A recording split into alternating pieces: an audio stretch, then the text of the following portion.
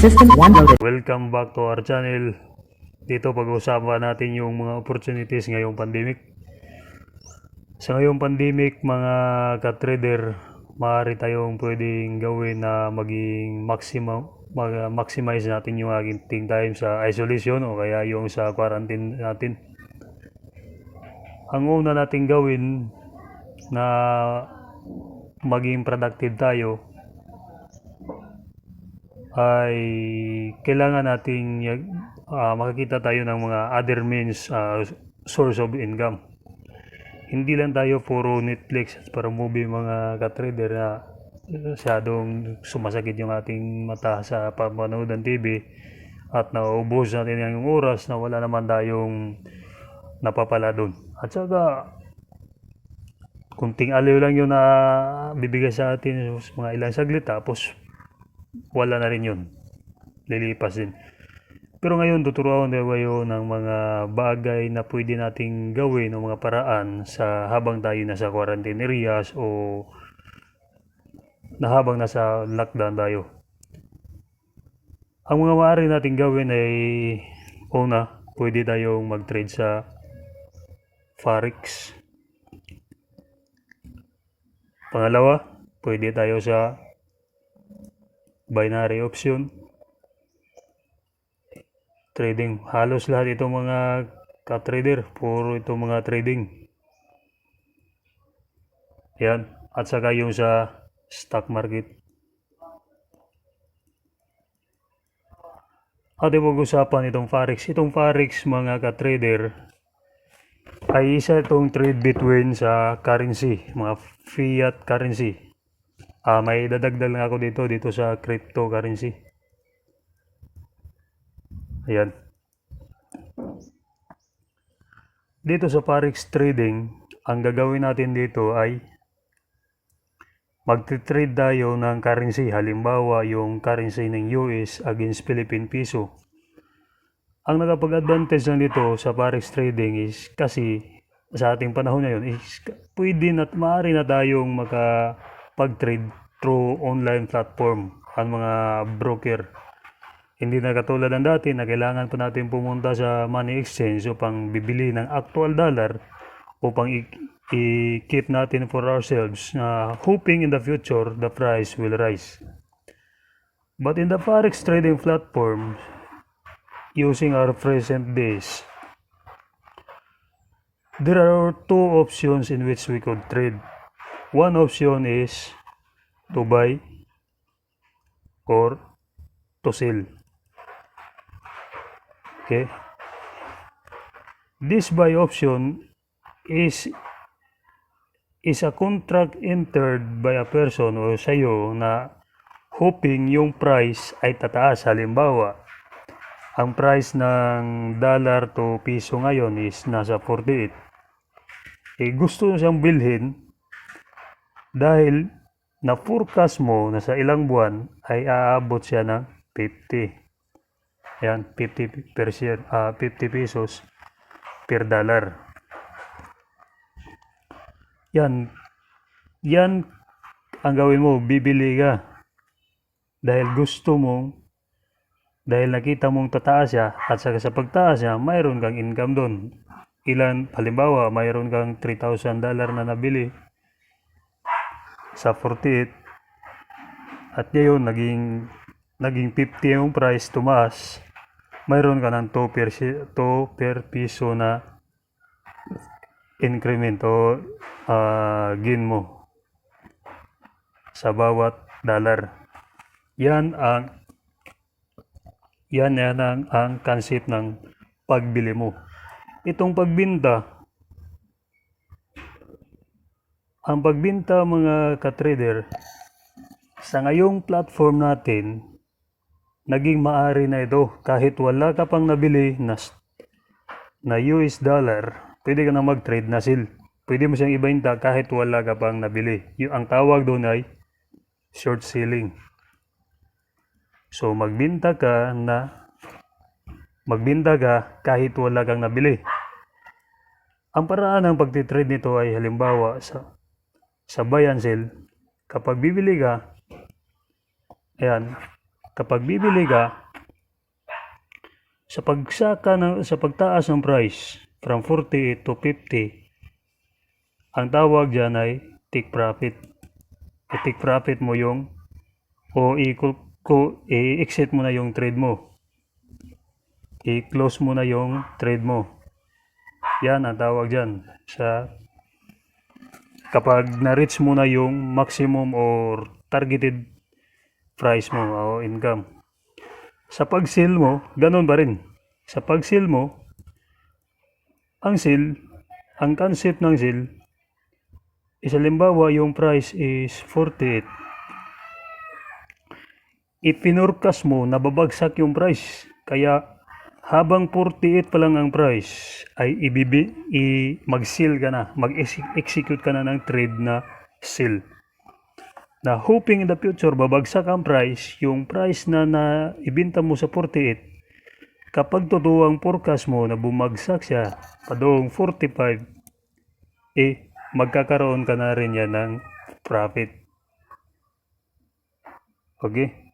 Sa 48 to 45, may profit ka na dyan. Kaso sa laruan ng mga fiat currency, hindi masyadong malaki yung mga agwat ng price exchange. Minsan kadalasan mga 0.000 something 4 decimal points yan. Na ang tawag doon sa bawat galaw nito ay pips. Yun ang tinatawag sa forex mga term. So ayun. Mayroon kang dalawang option to buy and to sell. Ang buy and sell option mo ay mayroon din silang dalawang posibilidad na mangyari. Halimbawa, itong sa buy.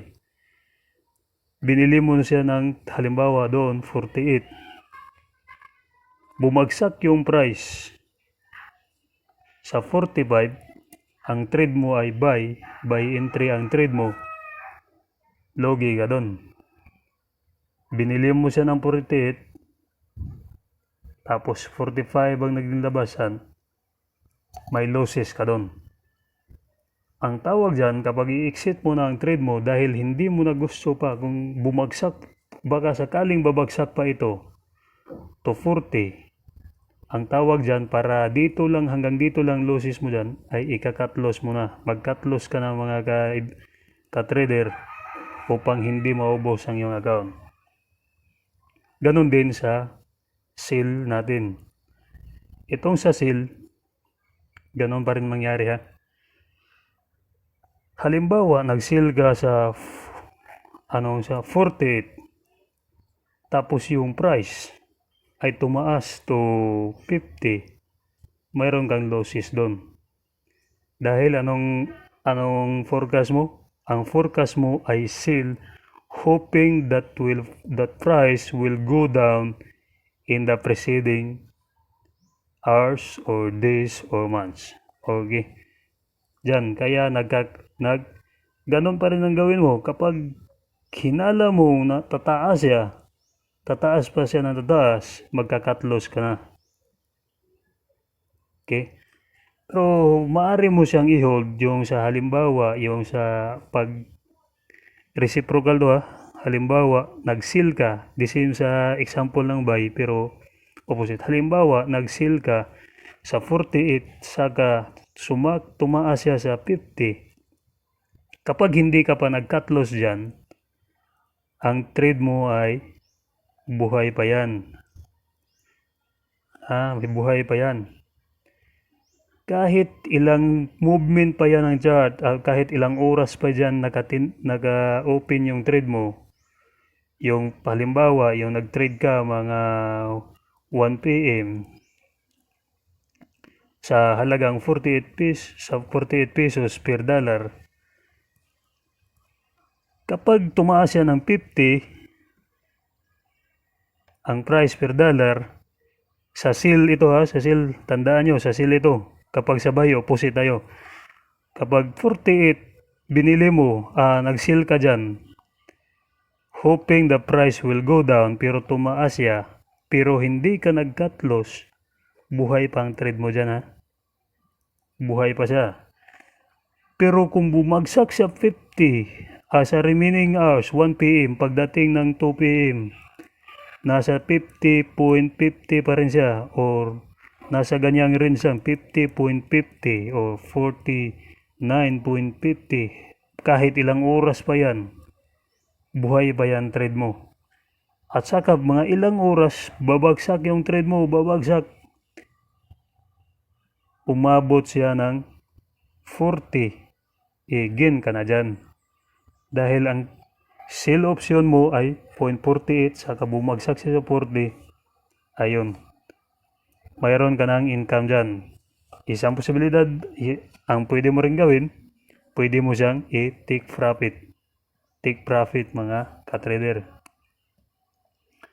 Ang take profit, kapag nag-take profit ka na dyan, hanggang dyan na lang yung gain mo. Kahit babagsak pa yan ng ilang mga price, hanggang dyan na yan sa 40 kung saan nyo i-close. Pero ganoon pa rin ang principle kapag hindi ka kapag nag-take profit ka na at saka tataas bali yung price ulit, hindi ka na madidakan yung gain mo. The same concept sa buy trade. Okay? Kapag hindi ka pa nag-take profit at saka hindi ka pa nag-cut loss, yan, buhay pa ang trade mo dyan. Okay? Sa take profit, nakapag-gain ka na dyan. Sa cut loss, in-execute mo ang cut loss dahil hindi mo na gustong mababawasan, madadagdagan pa yung losses mo. Ayan, kaya nag-cut loss ka. Yan ang Forex. Ito nagkuha natin ang concept sa buy and sell. Didiscussan natin yung itong pairing ng USD. Ito ito ang dollar ng Amerika at saka sa ating dollar. Okay. Ito yung USD, ito yung base natin, base currency. At ito yung kuha natin, itong PHP, yun yung value ng pangalawang currency natin na ikukumpara natin. Kasi ang Forex kasi is between currency yan. Okay, trade mo ang currency ng Canada USD, Euro USD, ganun ang concept. Kung sino yung nauna dito, siya yung base. Okay, siya yung base. Kung gusto mong mag-buy,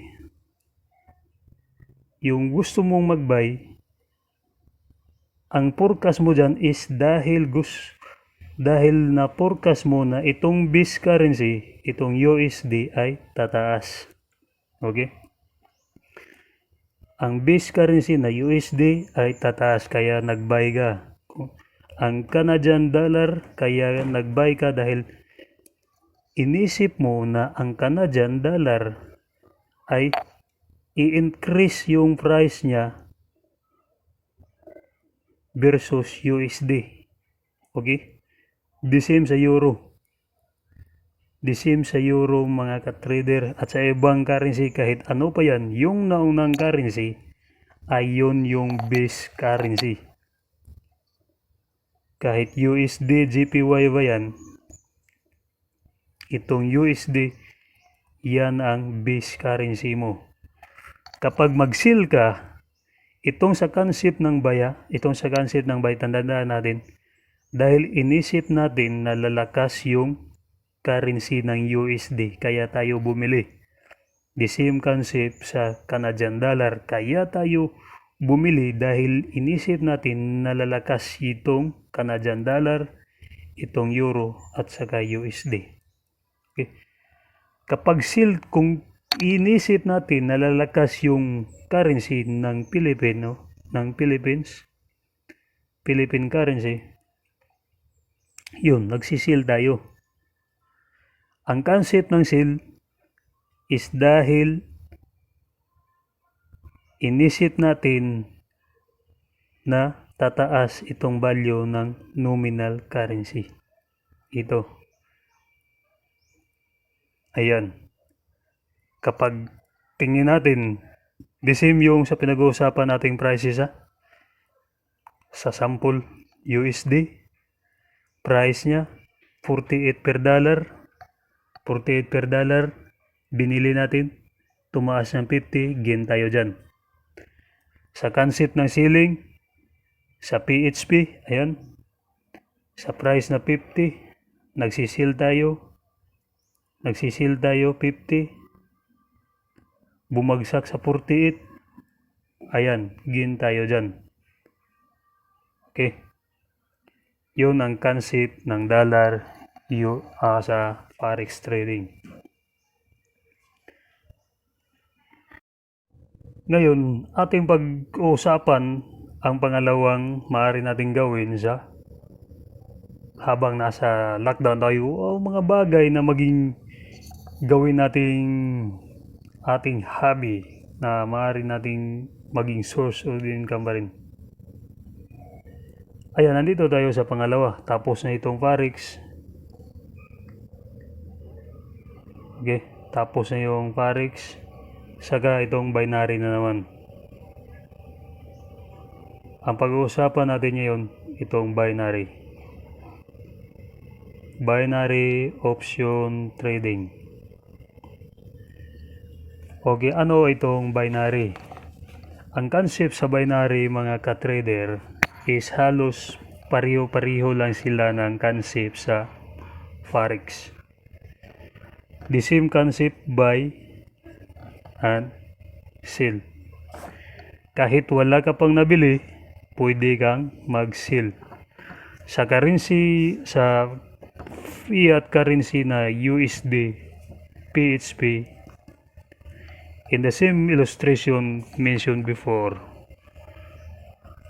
48 binili mo si USD dahil inisip mo na ito ang pag-grading nito USD PHP, meaning 1 USD equals 48 pesos. Ayan siya. Yan ang rating dyan. At saka sa euro, USD, 1 euro is equal to 1 point something USD. Ganyan siya. So, concept of buy and sell. Ang halos puparihas na, halos pariho lang talaga daw sila ang concept. You traded on currency, you compare economy against economy. Okay? Versus economy. The same concept with forex. Kung tingin mo tataas yung economy ng USD, Amerika, magbabay ka. Ayan. Pero kung sa tingin mo tataas ang economy ng Philippines versus sa USD, magsisil ka. Sana nakuha na natin ang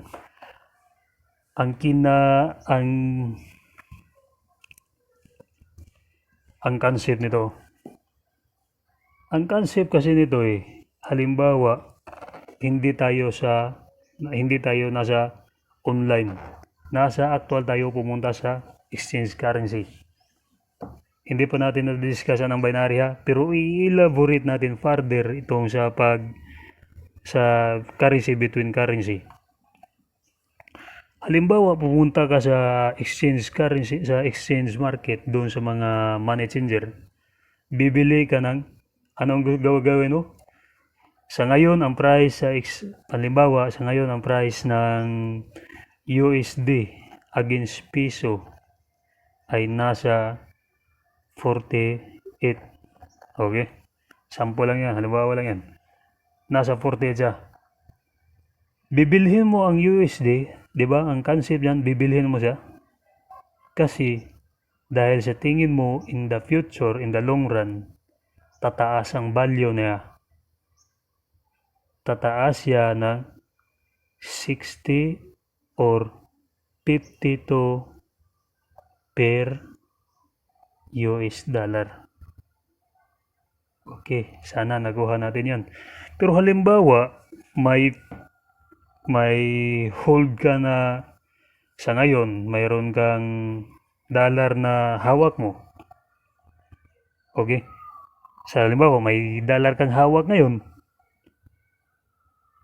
Tingin mo, babagsak talaga tong dollar. Ang dollar na hawak mo ay 48 price per Philippine Peso.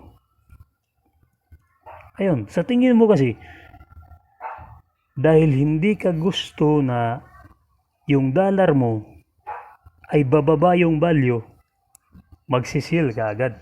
Ibinta mo siya agad habang 48 pa ang price niya. Bago siya babagsak siya 40. Kapag ganun, kapag nakasil ka dun, okay, kapag nakasil ka dyan sa 40, wala ka ng US dollar, ang value mo is 48. Sa binta mo siya, kapag darating siya ang 40, iisipin mo na buti na lang nakasave ka ng 8 pesos per US dollar. Ganyan yan, kaya nakagin ka. So balik tayo sa binary option trading. Itong binary option mga ka-trader, the same concept sa Forex, ang nakaiba lang nito is mayroon kang time expiry. Ano ba ito mga ka-trader? Halimbawa, sa pag-buy mo, ang pagbili mo ng USD against peso ay hanggang lang sa parang lagyan mo siya ng expiry. Halimbawa, nakabili ka sa 48. Ayan ha. 48 per peso o per dollar. Nakabili ka. Kung ang setting sa expiry mo ay 1 hour, ayan, pag 1 hour, within that hour, kung ano ang takbo ng price, ayan, kung anong takbo ng price, yun, kahit ano pa dyan, open yan, kahit babagsak pa dito yung price, kahit nagbili ka, kahit bumagsak siya sa 45, at saka 45, tumaas siya ulit. Tumaas sa 50. Yan. Kahit tumaas pa yan siya ng 50 mga ka-trader, kapag sa pagdating ng 1 hour mula sa yung trade entry ay bumagsak yung price, loss mo na yun. Okay, loss mo na yun. Kasi ang price na bili mo is 48, tapos bumagsak siya sa 47, yun, loss mo na yun. Yan ang concept dyan. Okay. I-discuss natin further ha. Within 1 hour, yun, valid pa yung trade mo. Kahit ano pang mangyari sa prices dyan, ang basihan dyan ay ang yung time expiry. At saka yung gain mo dito is based on certain percentage. Percentage lang. Halimbawa, sa $5 na ilagay mo, sa pagtitrade mo, $5, mayroon kang gain na 90% turnover dyan kapag yung forecast mo within 1 hour is correct. mayroon kang ma-income dyan na 90% o $5, yun, fix yan. Kahit nag-buy ka pa ng 45 at saka tumaas yung price sa 100, kung $5 yung binili mo, kung $5 yung inilagay mo sa trades, kung sa Parex pa yan, malaki na yan ang income mo dyan from 45 to 100 price. Pero kung sa binary ka, hanggang 90% lang sa $5 mo. Kapag nag-expire dyan, o 1 hour, nag-expire dyan ang 1 hour mo, 90%. Okay? Pero kahit hanggang dito lang yung price, nag-expire siya in 1 hour. 1 hour, nag-expire siya dyan, 90% pa rin yan. Hanggang ang price lang ay tumaas. Reciprocal principle sa ceiling. Ang ceiling, ganon pa rin. Kapag nagbinta ka, sell mo 48 at saka bumagsak siya within 1 hour.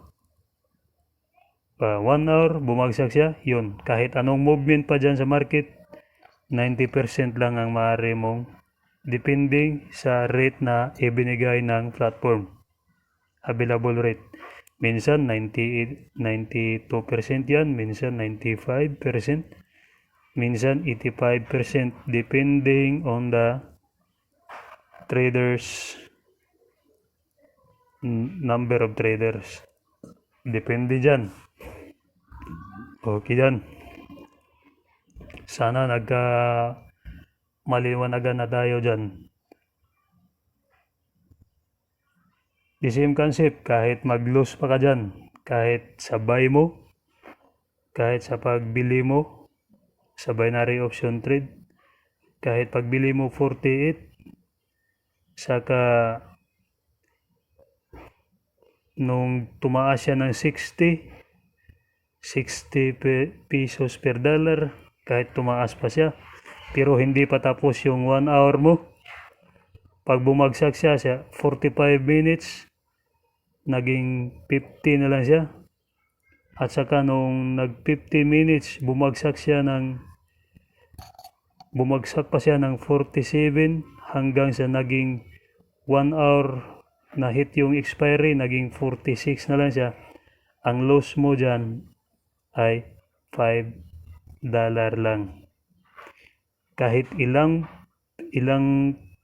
pa yung bagsak mo, $5 lang talaga yung losses mo dyan. Hindi na hihigit kahit babagsak pa yan. Hindi ka na kailangan magka-cut loss dahil automatic nag-expire na ang contract mo, automatic ma-close yung trade. The same concept sa buy, the same concept sa sell.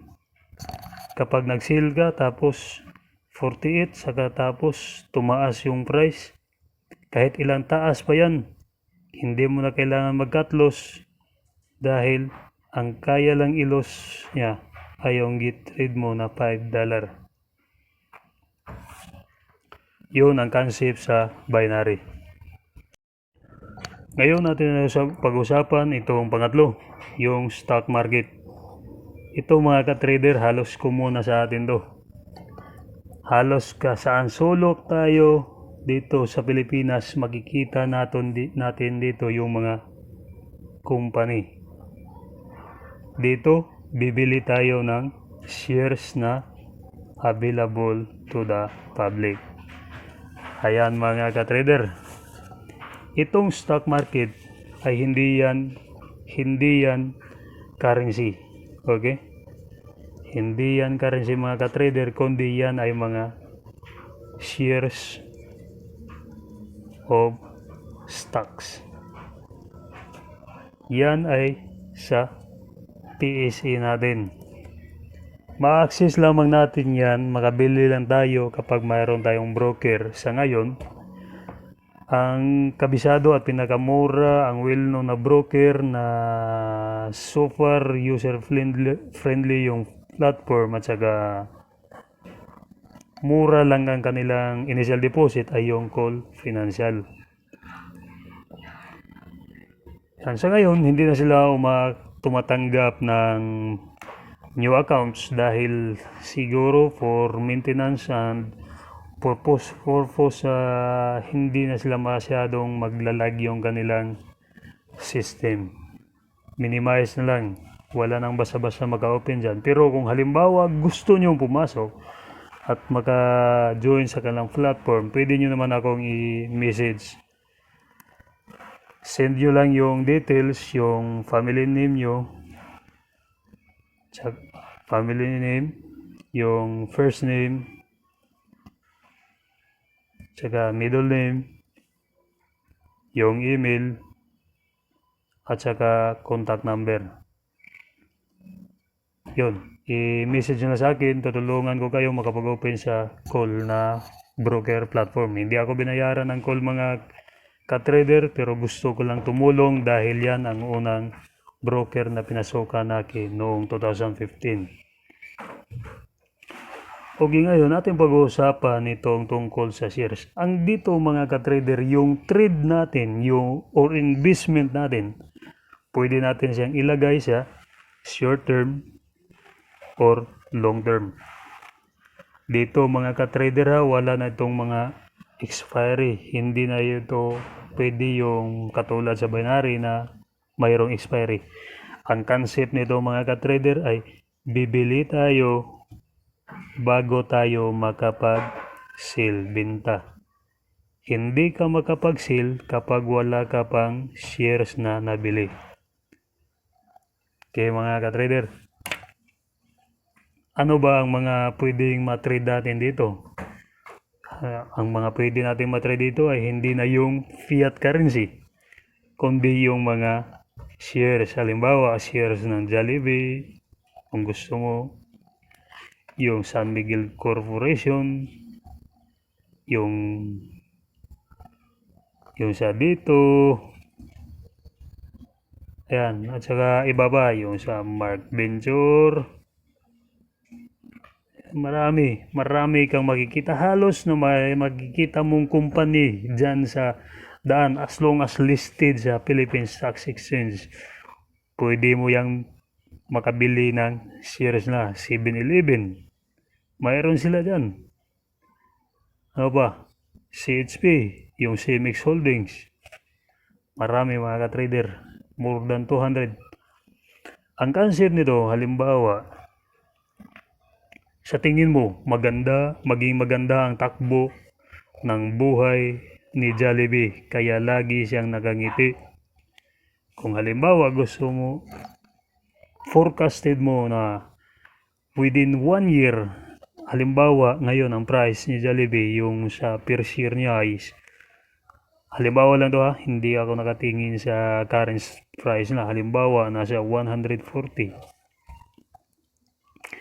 Kung tingin mo itong 140 per share na value ng company ng Jollibee is undervalued pa ito.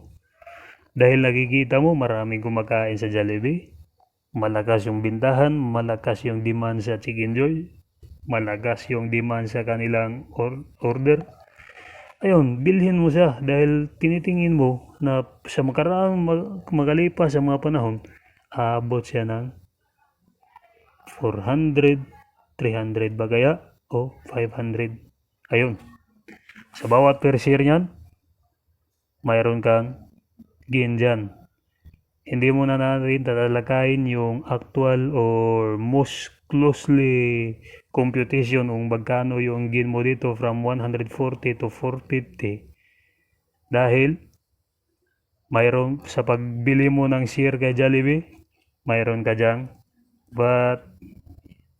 mayroon ka dyan commissions, fee, mga charges, automatic deducted na yan sa inyo.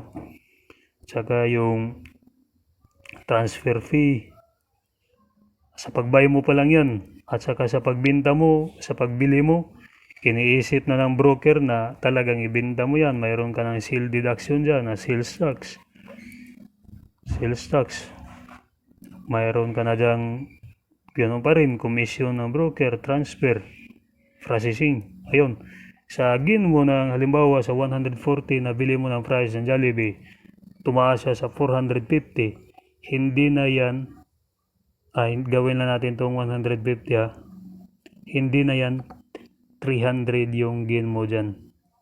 Hindi siya, gross lang yan ang 300 per share dahil mayroon kang sa average price mo yung itong mga value added tax, commission, transfer, added na yan, tinotal yan, at saka idinagdag doon sa price per share, magkaroon ka ng average price na sa pagbili mo na 153 or 152 ba yan? Basta mayroon yung competition, ganun. So, ang bili mo na, ang sa halip na 300 na gain mo, hindi na yan kompletong 300. Pero, kunti lang yung commission at saka fee nila. Sabi ko, kaya pinakamagaling itong call dahil hindi sila malaki bumawas ng commission.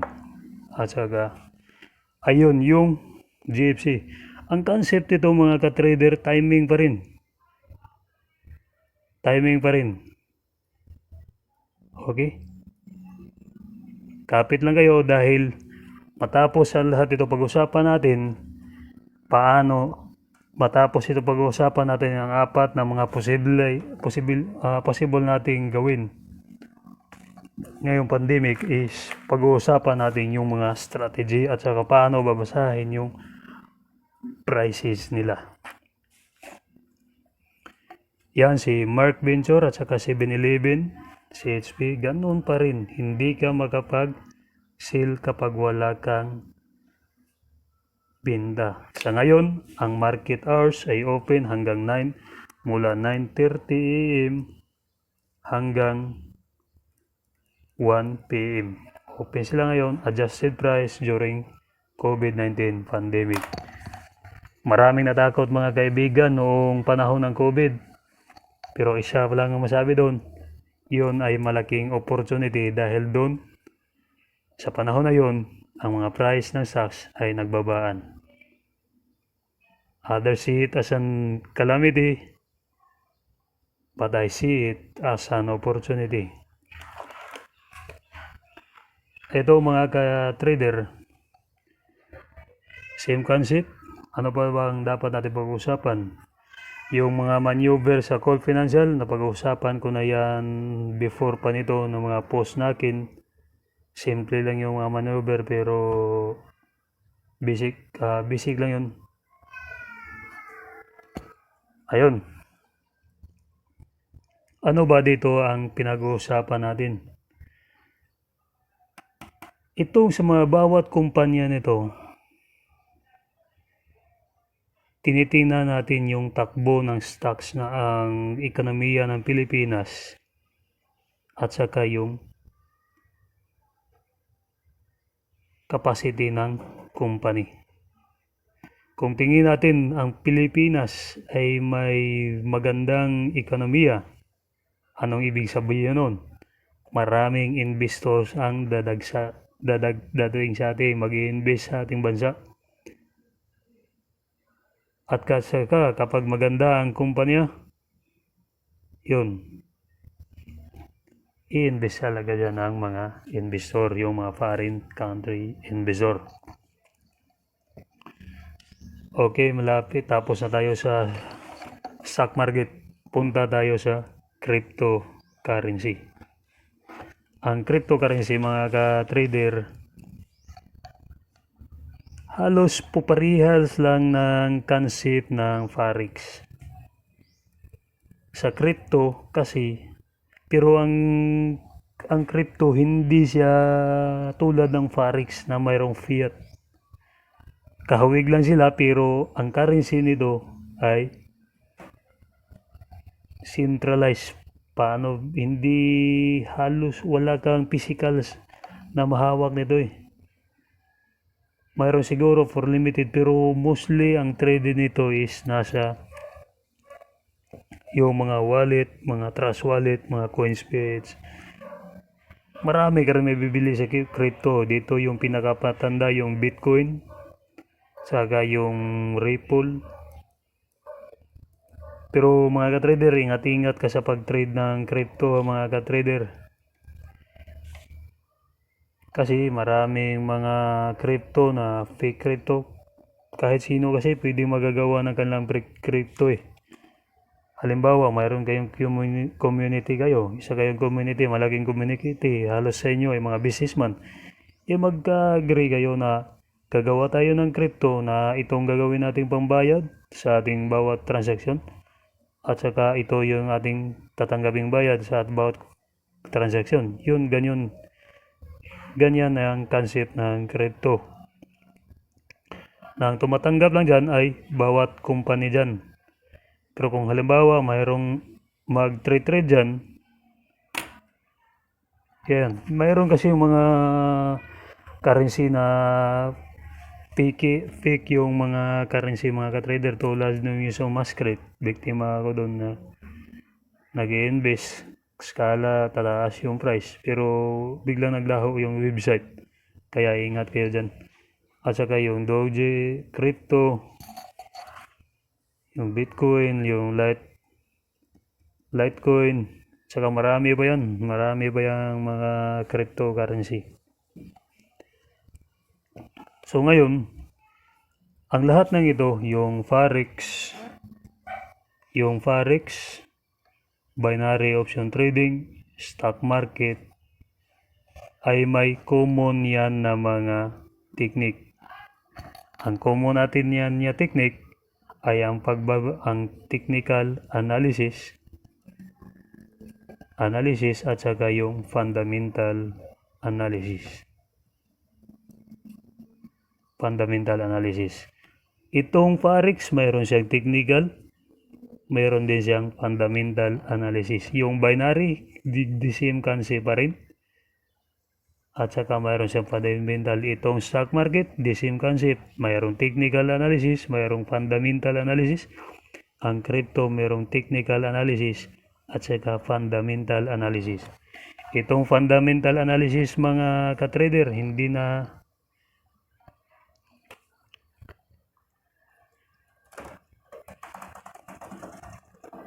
itong Forex, medyo hindi napakita natin. Itong Forex, mayroon siyang technical, mayroon siyang fundamental.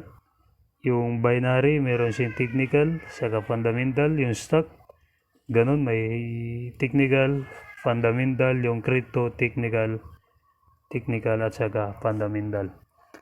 Okay, ngayon, ating pag-uusapan itong fundamental. Sa fundamental analysis mga ka-trader, itong fundamental, halos sa iyo na yan eh. Ito yung paano mo i-analyze yung news, paano mo tingnan yung mga pangyayari, your interpretation mo yan, kung paano maging tatakbo ang buhay natin. Kung fundamental yung news, halimbawa, dyan makikita mong GDP. Ano yan? Gross Domestic Product. Dito malaman natin kung gaano kalaki yung production. Kung malaki yung production, ibig sabihin maraming ibenta. Kapag maraming ibenta, marami tayong income. Ganun din. Yung employment rate, isa yan sa mga dapat natin i-consider. Kung maraming employment tayo, kung malaking employment rate natin, marami ang mayroong capacity to purchase. Kapag maraming capacity to purchase, lalago ang negosyo, magkakaroon ng sales yung mga negosyante, at saka magkakaroon ng tax, magagandang takbo ng ekonomiya. Yan, mga employment rate, mga Marami pa yan.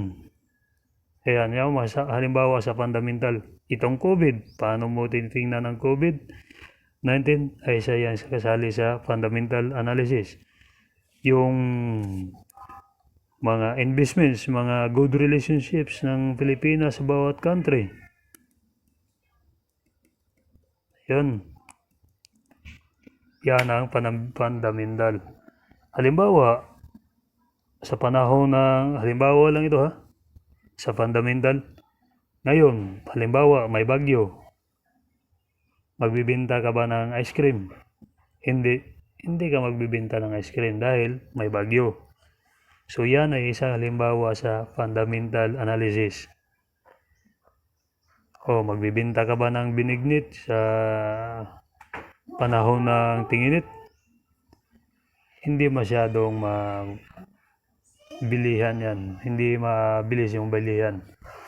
So yun yung concept halimbawa ng fundamental.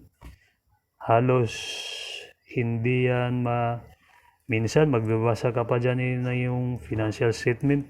Tingnan mo dyan. Yung financial statement nila.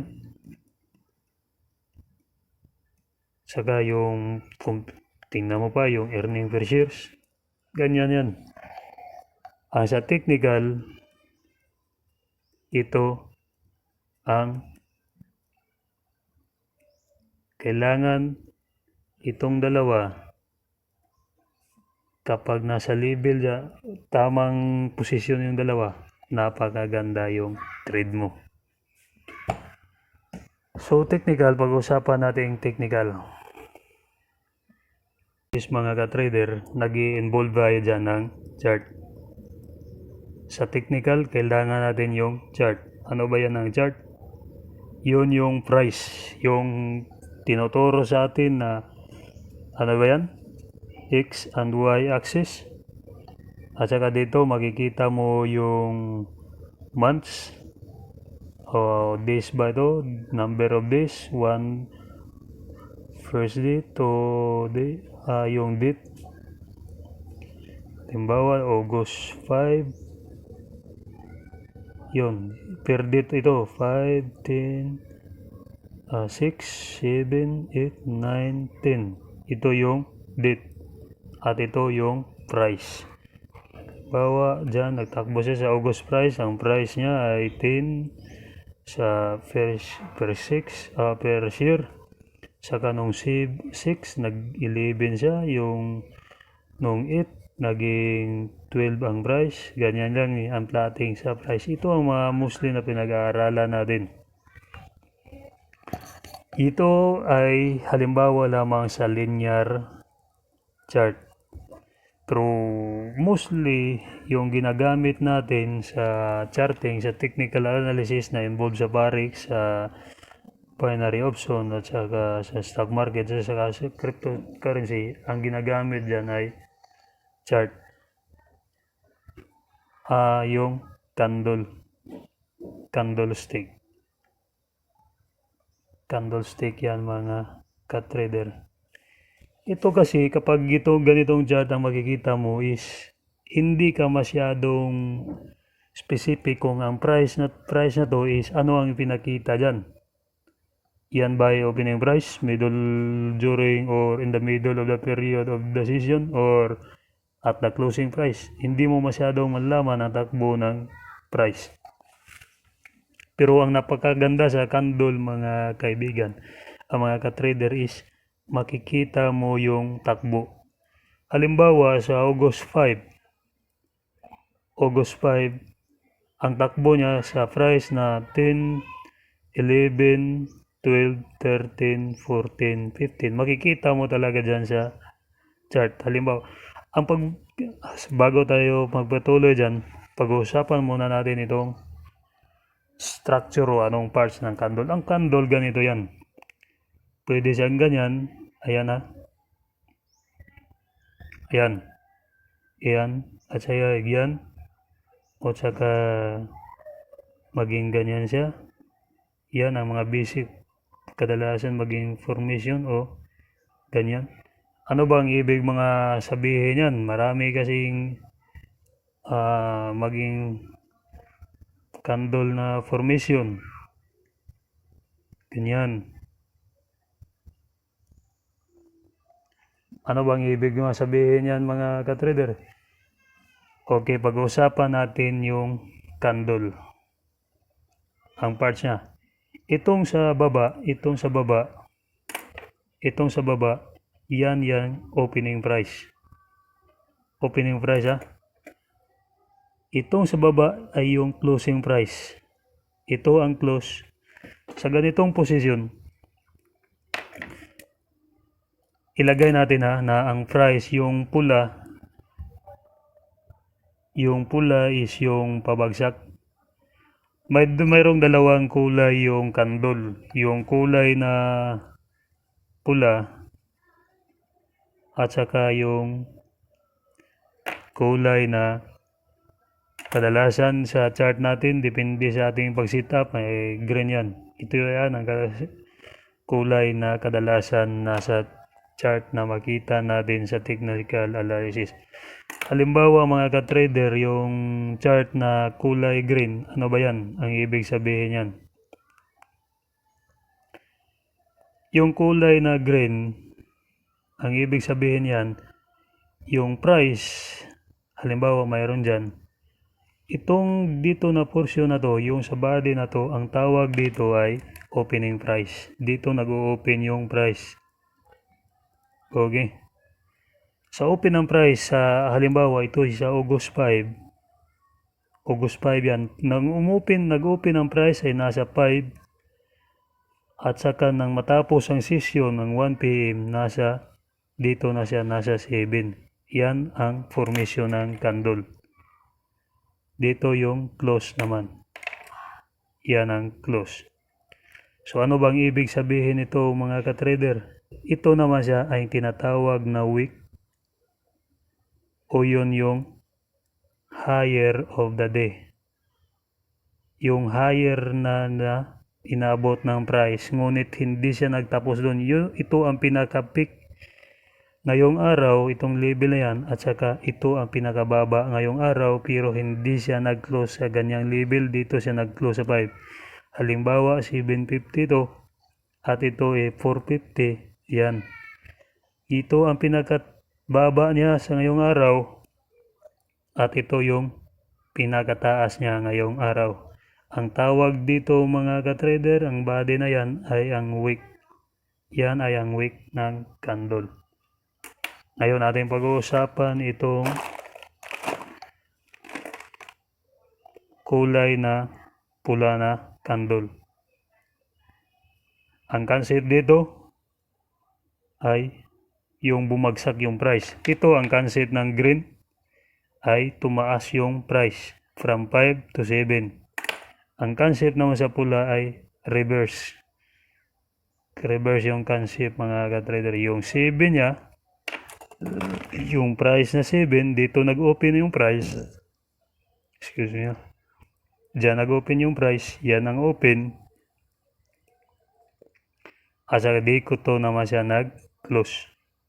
Ibig sabihin, sa loob ng trading session ng August 5 ay bumagsak yung price. Ayan, dyan siya nag-open. Tumaas siya ng saglit hanggang 750. Pero nag-close siya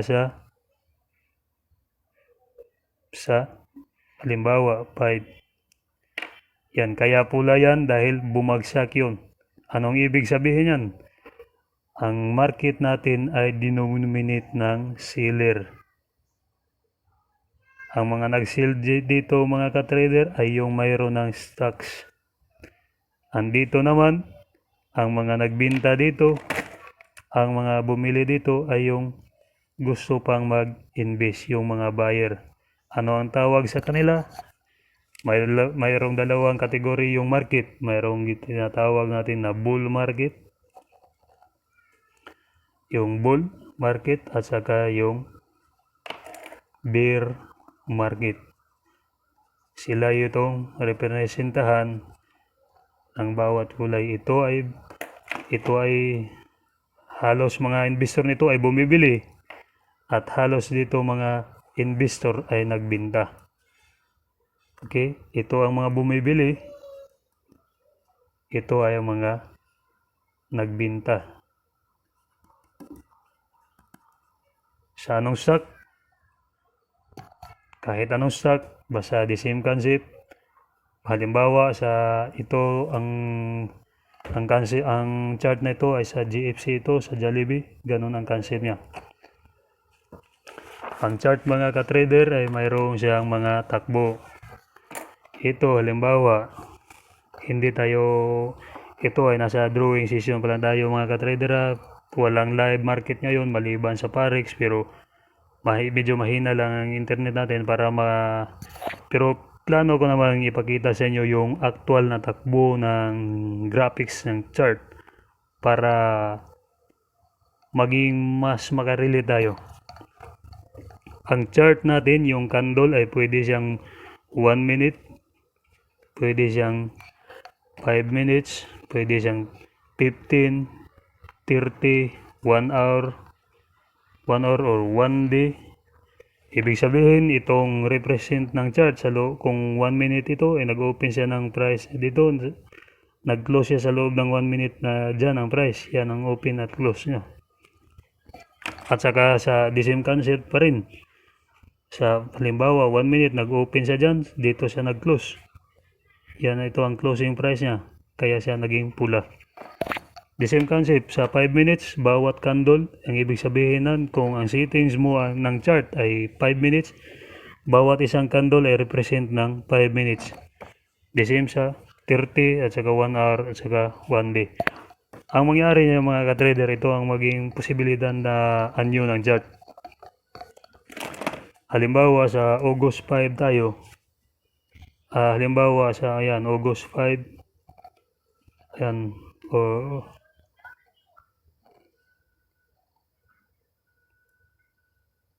halimbawa August 5 yan, hanggang ngayon ay kung quarter yung chart mo, yung 3 quarter or 3 months, August, September, October yan, diyan na maging takbo ng candle mo. The same pa rin ang concept. Pero medyo gawin nating mabilisan yung takbo ng candle. Ganito, sa fair din lang tayo mag-uusap. Pag-usapan natin halimbawa yung sa stock ng ERC, yung Alsons Consolidated Resources. Halimbawa mga ka-trader, sa January 1, ganyan ang candle niya. Tumaas siya sa January 1, nag-open siya ng dito, nag-open siya sa price na dyan, tapos nag-close dyan. At saka sa susunod na araw, sa January 2, ang candle niya naging ganyan. Marami ang formation ng candle mga ka-trader. Anong ibig sabihin nito? Nag-open siya dito, related na yung sa previous open ng days, tapos nag-open siya sa the same price, saka bumagsak siya kung saan nag-open doon ng price. Sa sunod na araw, bigla siyang bumagsak ulit ang price niya. Ayun, ganyan ang price niya. At saka mayroon kasunod na chart, naging ganyan. At saka sunod na ulit, madlagi. Ayan mga ka-trader, marami itong mga dapat malaman sa ganitong mga formation. Ito halimbawa is solid bear. Tuloy, mayroong mga basic formation sa charting. Ito kadalasan ang tinatawag nito ay yung rising star. Medyo naliligtaan ko na. Mayroon ring candle na ganyan. Kunti lang yung price bumagsak. Yan ay mga iba't ibang mga formation ng candle na makapagbigay sa atin ng hudyat na mayroong coming bearish market. Paling halimbawa dyan, sunod-sunod naging ganyan ang candle, saka ganyan. Tapos mayroong ganyan sa ilang mga araw, naging ganito. Ito mga ka-trader, sa ibang interpretation nito is mayroong hudyat. Pero lagay natin sa isip na hindi lahat ng ganito ay nagre-representa ng bear market na mayroong magsisil. Hindi lahat ng ganyan. Isipin natin na itong price na to, ang chart ay representation ng activity ng bawat trader. Kapag mayroong trader, kapag magbinta sila ng ganyan, ibig sabihin nagsisil sila. Pero halimbawa, minsan hindi ito ang nangyari, naging continue yung pagtakbo ng bull market.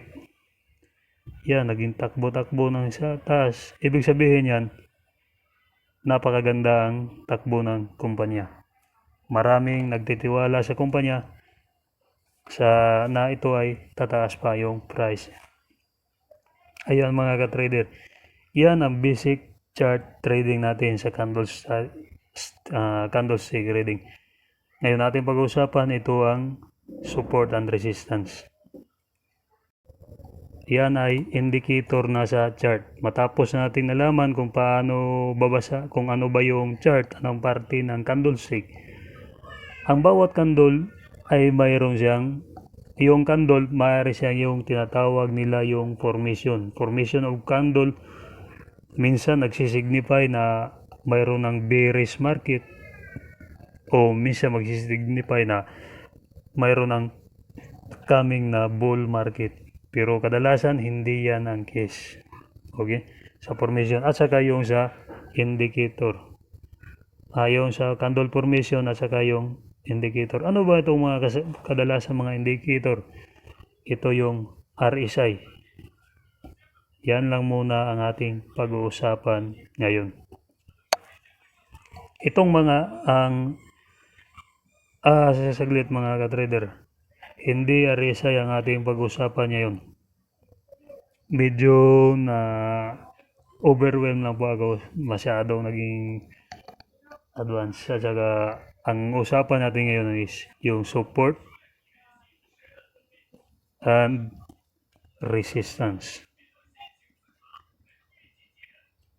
Yan.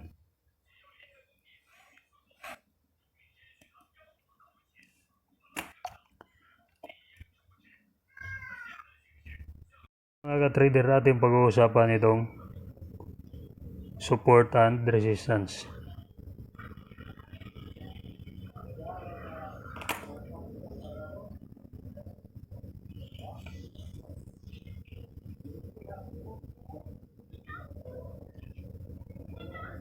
Ito, ngayon mga ka-trader, ating pag-uusapan itong support and resistance. Halimbawa sa takbo ng chart, naging ganyan yung chart. Ang mula sa price niya, from piso 2, 3, 4, 5, 6. Open dito ng piso yung price, tumakbo siya ng 2 piso. Saglit siyang tumaas mula sa 3 pero hindi siya nag-close dyan, nag-close siya sa 2 piso. Sa susunod na dito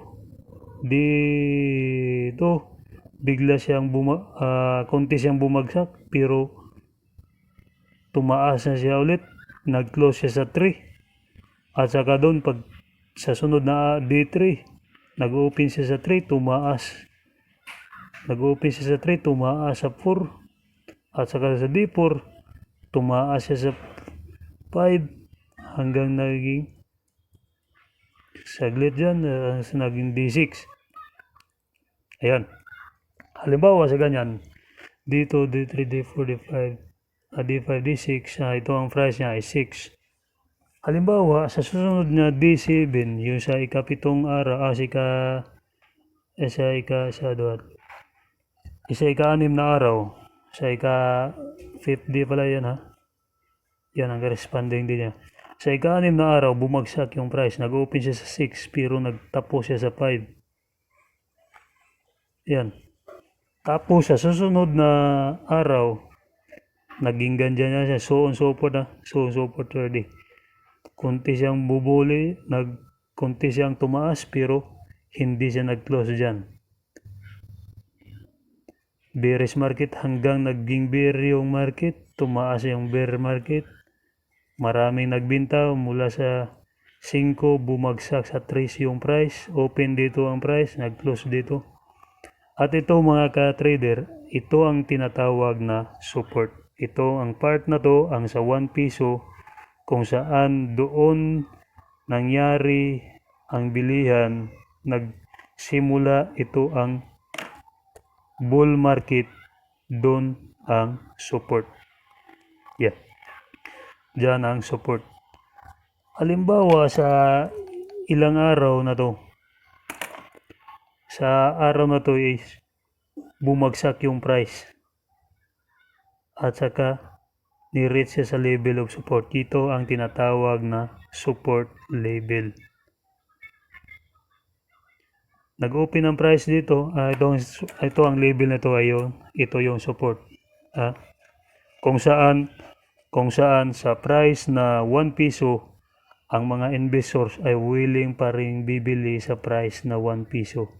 Yung bumili, nakaabang dito sa 1 piso ay bibili pa rin sila. Anong mangyari sa stock? Kapag marami na silang bibili, siyempre tataas yan kasi tumataas yung demand. Halimbawa, naging ganyan, yan ang naging takbo. Tumaas na ulit yung price sa ibang araw, naging 2 na ulit, at saka sa susunod na araw, bigla siyang naging ganyan. Maraming formation, at saka ito ang level na to, ito yung resistance. Tandaan natin mga ka-trader, support and resistance. Itong resistance ay siya ang price na kung saan marami ang nag-sell, yung dominate yung bear market. Halimbawa sa price na yan ang resistance level. Ayan, kung saan sa pagdating ng price na ganyan, dyan, halimbawa sa sunod na araw, naging open yung price dyan at naging close ulit sa 6. At saka yung mga seller nagbibinta na ulit sa 6 na price. The same cycle. So doon, nagbinta sila na 6. Ngayon dito, nagbinta na agad. Ayan. Hanggang sa bumalik dito. Ang maaaring makapag-change yan is, ano na naman yung vertical support. Halimbawa, mga ka-trader, ito, sa price na ito. Sa dito na price, yung buyer ay naging, yung mga investor dito ay naging buyer na ulit sa 3 pesos pa lang. Sa halagang 3 ay willing na ulit bibili yung mga buyer. Kaya ang naging kuan dyan, naging ganyan ang takbo ang chart at saka bumalik siya agad, hindi na siya bumagsak sa piso. Ito ay yung maging vertical o diagonal support. Yan, diagonal support yan. Maplat natin yan. Kadalasan mayroong gumagamit nito kung sa diagonal, pero ingat-ingat din sa paggamit ng support and resistance. Kahit horizontal resistance o horizontal support or diagonal support, or the same concept sa diagonal resistance, mag-ingat-ingat mga ka-trader kasi dahil posibleng mag-break pa yan.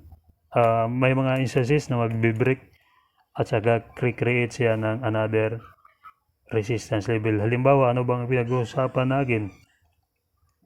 Halimbawa, huwag mo na itong isipin to, itong takbo nito. Huwag mo na isipin yan, i-erase natin yan. Halimbawa, ito sa chart na ito, nasa support level na sana siya.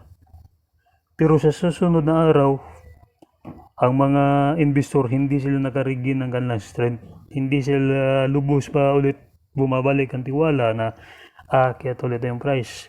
Ibig sabihin, mayroon ulit na bintahan. Ayan, bumagsak siya. Tagos siya sa 50 cents na lang yung price. Sa sunod na araw, bagsak ulit. Ayan. At saka, ang pinaka-worst pa dyan, bagsak ulit. bagsak ulit, ito ay talagang nagasakit na ito sa iyong portfolio. Mga kaibigan, tandaan, support and resistance. Kailangan mong ng experience nito.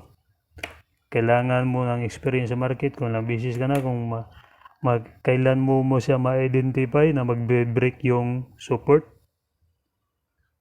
o magbe-break yung resistance. Kapag may break na yan ang support, kadalasan mangyari yan kahit mag-bounce pa yung price. Tataas siya ulit ang price doon. Babalik siya sa piso. Ang itong support, dating support na na-break, kadalasan ay maging resistant level na yan. Anong ibig sabihin dyan? Sa dito na level, sa 1 piso, yung mga nakabili dito sa level na to, yung 0.30 per share, 0.50, 0.40, 0.35, 0.30. Sa halimbawa, sa per share, 0.13 lang sa nakabili dyan. Sa level na 1 piso na lang yung price per share, ay magbibenta na sila yung nakabili dito. Dahil takot sila na hindi ito sa 1 piso, itong level na ito ay maging resistance na ulit. Dito sila magsisil na agad. Pero kung talagang bullish and market, mabibreak ito ng bull at saka tataas yung price. Ayan, pag tataas ang price yan, maging support na rin ito. Hanggang tuloy-tuloy. Ayan mga ka-trader, ayan. Hanggang tuloy-tuloy na yan. At sa pagtuloy-tuloy na ng tataas na yung price, hanggang sa panibagong support and resistance rin ang gagawin dyan, ang maging mag-rate nya. Ito kung tingnan natin, ang ganda ng takbo ng stocks mula ng napakasarap nito mga ka-trader tingnan, lalo na kapag nakabili ka sa price na ganito. Ito mayroong mga formation na katulad nito sa real market natin, sa stock market, na kung saan bumagsak yung stock natin during pandemic, ngunit agad-agad tumaas yung iba. So ayan mga ka-trader, sana ay nakatulong ito sa inyong trading journey at saka investment for the long run. Saka hiling ko lang follow po natin yung sa YouTube channel, sa Facebook natin, para sa bagong upload natin.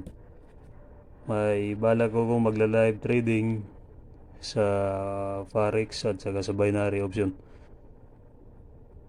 kung paano natin magawang $300 mula sa capital na $5. Yun, susubukan natin ulit. Minsan ko na nakuha ang ganito, susubukan ulit sa binary. Ayan, sa Facebook, UTiffany, search mo lang UTiffany, click mo yung follow. At saka sa YouTube, UTiffany, at saka click mo yung subscribe. Saka click mo yung bell button, saka choose mo yung all notification. So ayan lang mga ka-trader, hanggang dito lang muli. At saka thank you sa time at sana ay nakatulong ito sa inyo. God bless, God bless, God bless.